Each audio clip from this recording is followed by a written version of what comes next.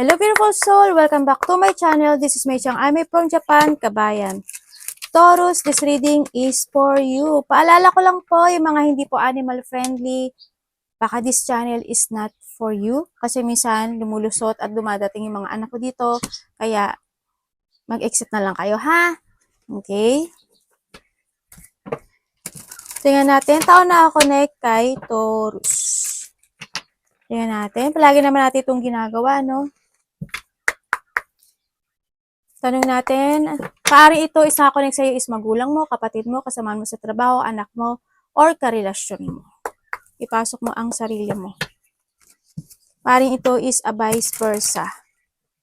Tanong natin anong nararamdaman sa iyo, anong intention at action niya sa iyo.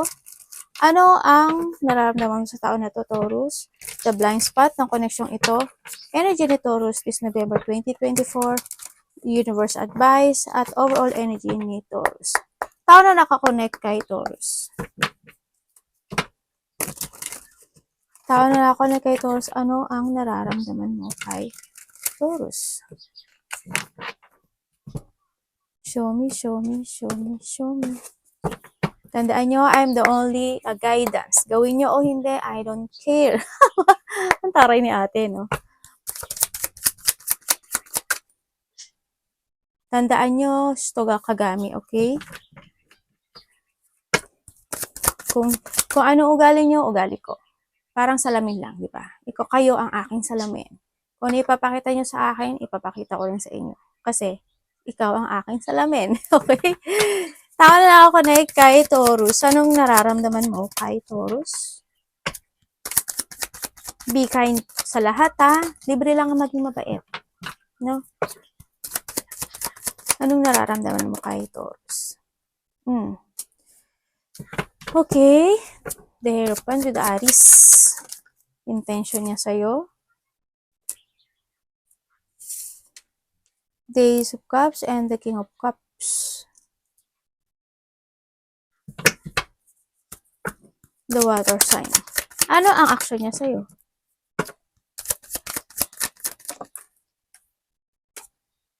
The Star. Taurus, ano ang nararamdaman mo sa tao na ito? The Nine of Wands, the Fire Sign. And the Fool. Bakit Hierophant? Tao na ako connect kay Taurus. Bakit?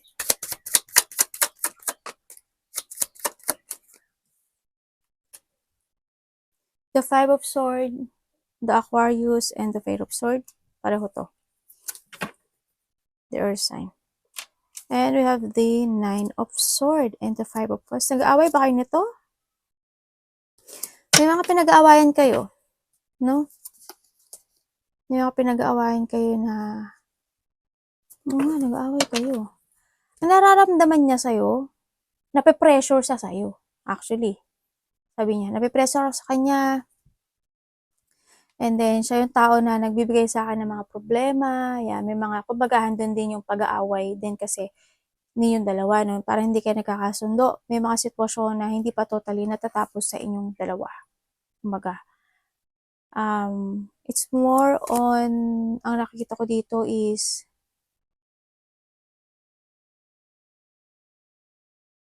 may taong nagiging weak. Kumbaga, siguro this person is yung, alam mo, kung kayo is kasal or karelasyon, ang nakikita ko dito, wala kayo. Wala na kayo. Nagkaroon ng hiwalayan, no? Dito. Pero may mga tension pa na hindi natatapos. Ibig sabihin, pare may mga pinagtatalunan kayo, either territorial or something na pinagtatalunan. Related ang family dito. Related ang family. Nararamdaman niya sa'yo is, wala, na pressure. Na-stress daw siya sa'yo, hindi siya makatulog, at dapat niya iniisip, ikaw yung nagbibigay sa kanya ng mga problema actually. No? Hindi yung nagkakaroon kayo ng agreement sa iba, mag-aaway, agreement, mga struggle sa inyo, naiinis siya sa'yo, ganyan. And then, more on galit. No? Sa nakita ko dito. Parang doon din kasi yung sinasabi niya na,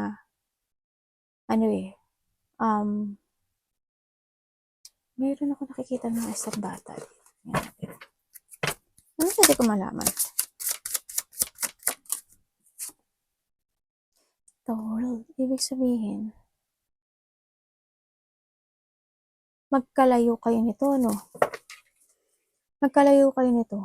We have the Taurus, Aquarius, Leo, and Virgo. Magkalayo pala kayo nito, no? Pero nakita ko naman is may pag-uusap. Ako nakikita dito. Mari nagkakaroon ng pag-uusap, maybe may mga text message or something. Pero meron pang isang bagay na hindi pa natatapos sa inyong dalawa. Ang sinasabi niya kasi is parang competition ang nakikita ko dito, no? Ganun. Dito sa relasyon na to nagkaroon ng pagtataksil, no? Dito. Tingnan natin, bakit 9 of Wands ang nararamdaman mo, Taurus? Bakit 9 of Wands ang nararamdaman mo sa tao na to?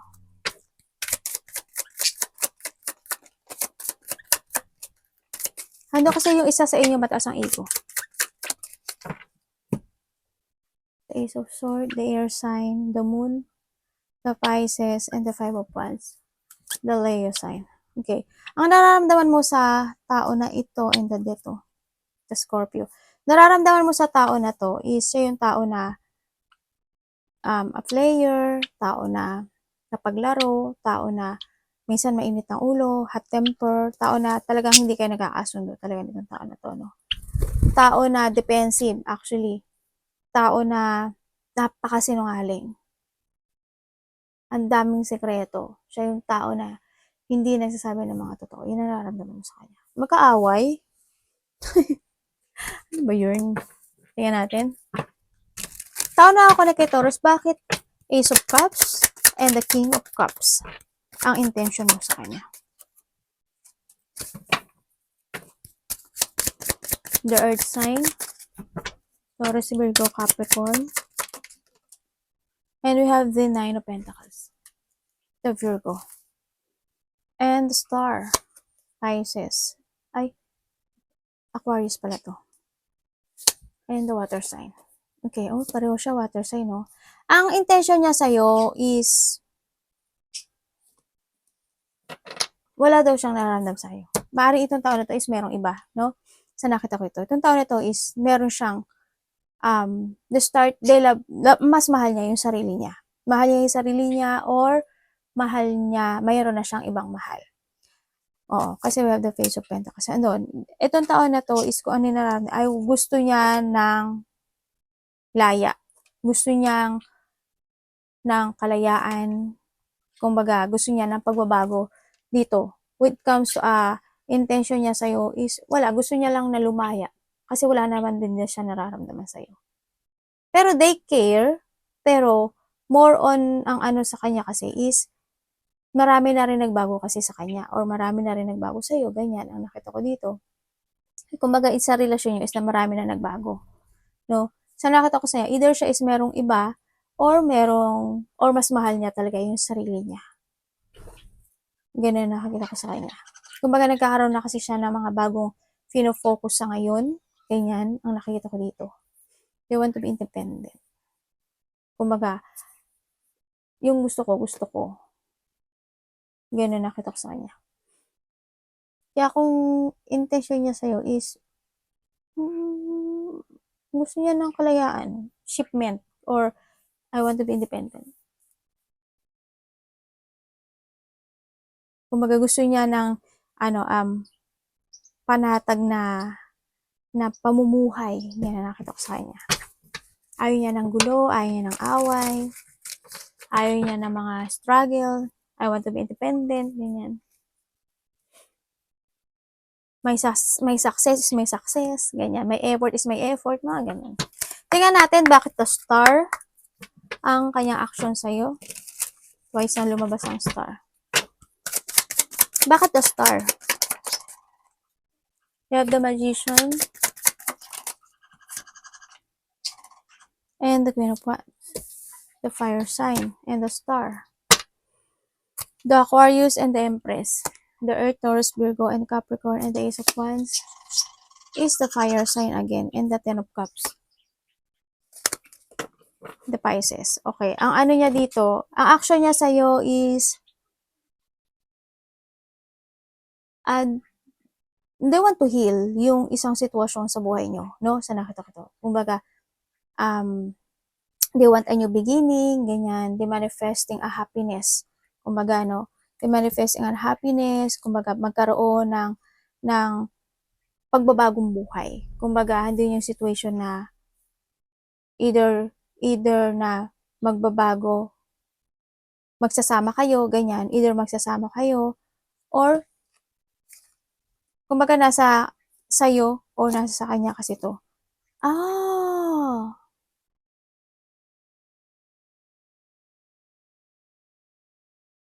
Okay.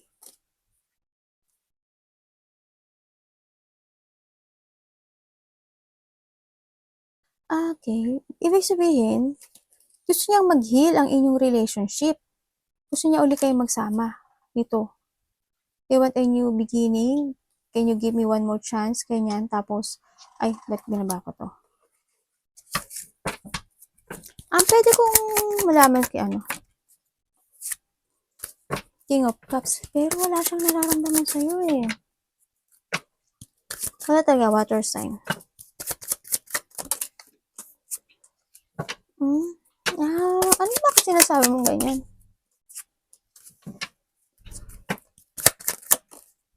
The fire sign. Okay. Isang malaking kalokohan to. Isang malaking kalokohan to. Okay, kung sasabihin niya sa'yo, na they want a new beginning sa'yo, it's no, no?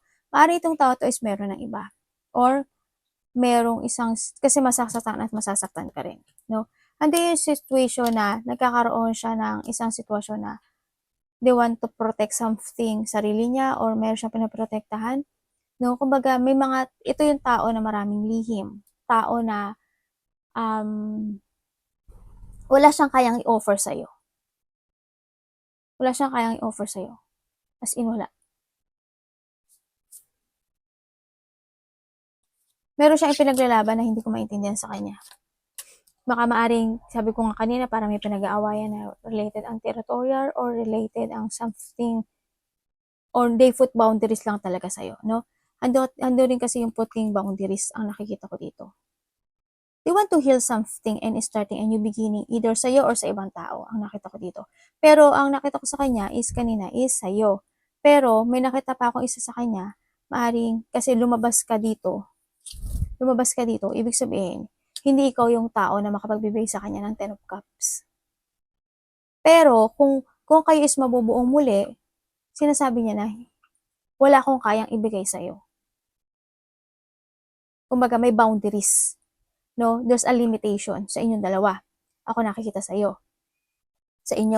Kung kayo is magkakabalikan na, pero, kung wala na talaga, ang nakita ko dito, healing na lang. Kumbaga, andun na lang yung situation na mag-umpisa ang bawat isa ng bagong buhay. Parang nagkakaroon ng option, no? Dito sa situation na to. Medyo mahirap to, Ayan natin. Ano bang ito?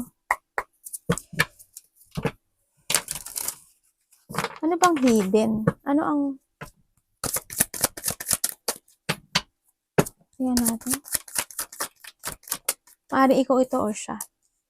The Four of Cups. Ano ang energy ni Taurus? The Five of Cups. Universe, ano po ang advice, the King of Wands, and the overall energy ni Taurus? The Justice. I want justice. Okay. Bakit Four of Cups ang they offering something. Nag-offer siya. Someone's want to offer.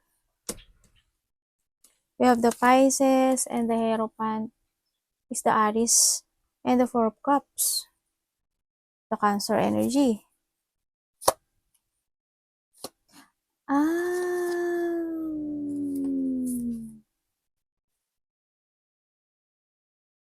Pwede ko bang malaman? May offer siya sa'yo. Itong tao na to, ikaw or vice versa ha. No, may offer siya sa'yo na magkaroon kayo ng pagbubuo dito. Kung titignan mo dito, this is the same energy. Di ba?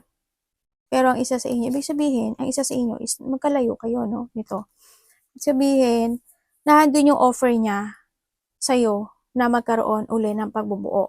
Kumbaga, getting together to each other, a happy family, a happy relationship man yan. No, sa nakita ko dito. We have the Aries. This is the earth sign. The earth sign. The Aries again. Okay. They offering you a happiness and getting together. No? Ang nakikita ko dito.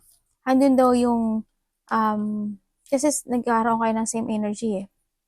Ibig sabihin, andito yung suportahan sa nakita ko dito. Ibibigay niya yung mga kahilingan mo dito. Itong tao na to. Ikaw or it siya to ha. Nakita ko dito. Gusto niya lang getting together. Either married, kung hindi pa kayo married, someone's want to offer a married. Or someone, kung kayo is magkahiwalay, someone's offering again a connection, getting together, a happiness sa inyong dalawa. And andun yung maaring kayo, kumbaga tapusin na yung mga hidwaan, ganyan, kung hindi kayo nagkakaayos or ganyan. Kung tama na yung away or hindi pagkakaintindihan, ganun. Ganun ang ikaw or siya to ha. Tingnan natin ang iyong, bakit type of cups, Taurus, ang iyong energy this month.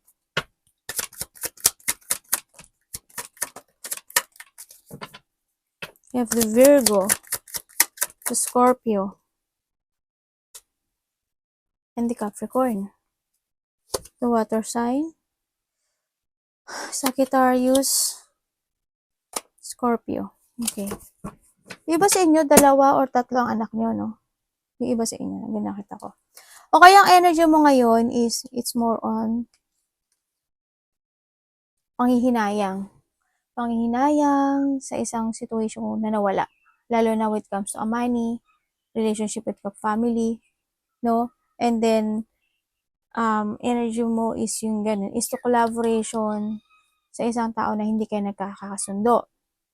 Sa family mo, kasama mo sa trabaho, or sa sitwasyon na hindi naging masaya. Ganyan. Kasi nagkaroon din ng mga paghihigpit when it comes to money, hindi yung situation na nagkaroon ng mga problema sa money, sa pamilya, nagkaroon ng hindi pagkakasundo, ganyan, nagkaroon ng burden, no? Pamilya man to or sa trabaho, sa nakita ko to. And then, andun yung there's a dealing ako na nakikita dito, dealing with it comes to related to a money or trabaho. Ako nakikita dito. Pagkakaroon ng pag-uusap dito sa mga pera related or trabaho to. Universe, bakit King of Wands? Ang advice nyo. The Hangman. In the world. Taurus, Leo, Aquarius, and Virgo. Okay. Ang energy mo, the Ace of Coins, the Earth sign. Energy mo, ang advice sa'yo is, you need to be strong. Finish the unfinished, and kumbaga, kailangan mo ngayon is start a new beginning in your life, love yourself. Someone missing.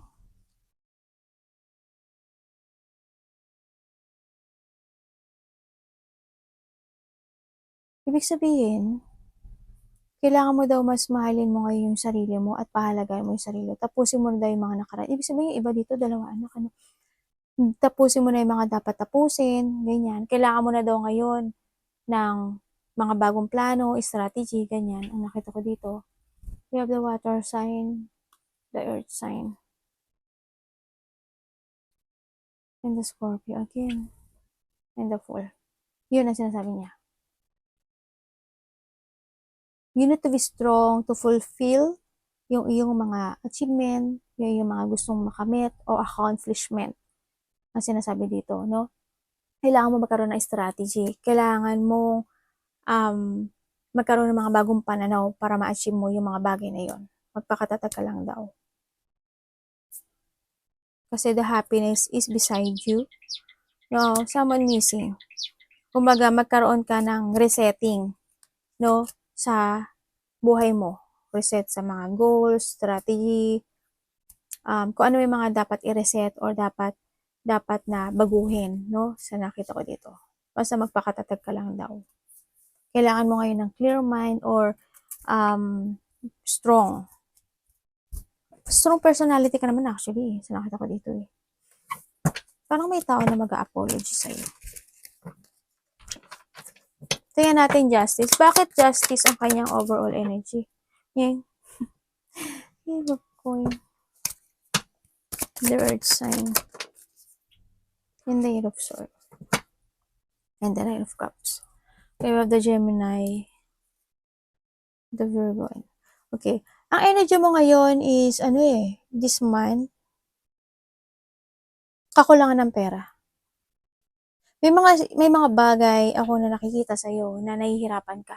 It's more on frustration. May mga bagay na sa buhay mo this month na may mga gusto kang i-clarity or mga gusto kang aksyonan in your life, pero it's more on frustration, it's more on sitwasyon na it's more on lack of progress sa isang bagay na gusto mong na gusto mong matapos sa buhay mo, no? Lack of progress to. Lack of progress, parang also it's more on bad news ako nakikita dito, no? Andito rin yung hindi eh.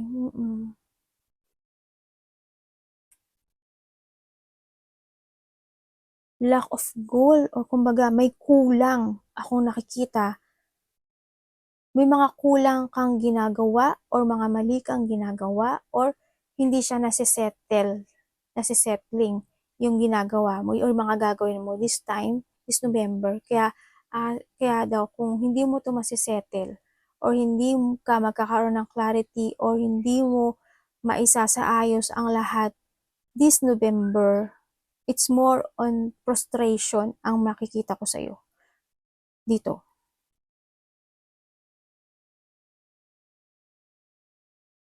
Ganun.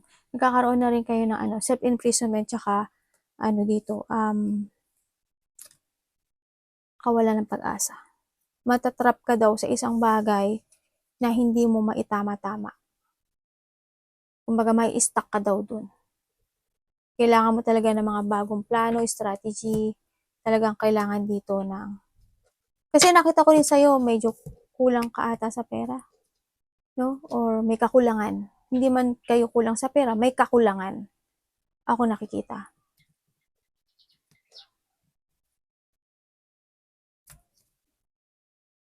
Yung mga sitwasyon kasi na maaring napabayaan o na kumbaga hindi yung sitwasyon na pagpapaliban na kailangan agahan, kumbaga bago pa siya mawasak or bago pa ito hindi masave itong situation na to, kailangan na agapan ka agad, no? Para hindi siya mas more lumala ang isang bagay. Kailangan din daw mag-save ng money, ang sinasabi dito.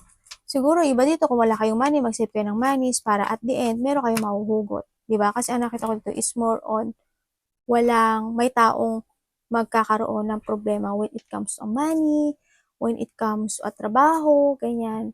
When it comes sa mga gusto nilang bagay na gustong gawin, magkakaroon ng mga sitwasyon na hindi magiging patas, ganyan. May mga sitwasyon na hindi magiging balanse, either sa trabaho mo, sa relationship mo, or mga bagay na nasa paligid mo, kung saan man parte ng buhay. Ganun ang nakikita ko. May mga painful na isang situation sa buhay mo nangyayari or restricted in your life. Ganyan. Mga pagkalito sa iba, mga malilito kayo sa mga bagay-bagay, ganyan. Ang nakita ko, no? Arigato namaste, God bless.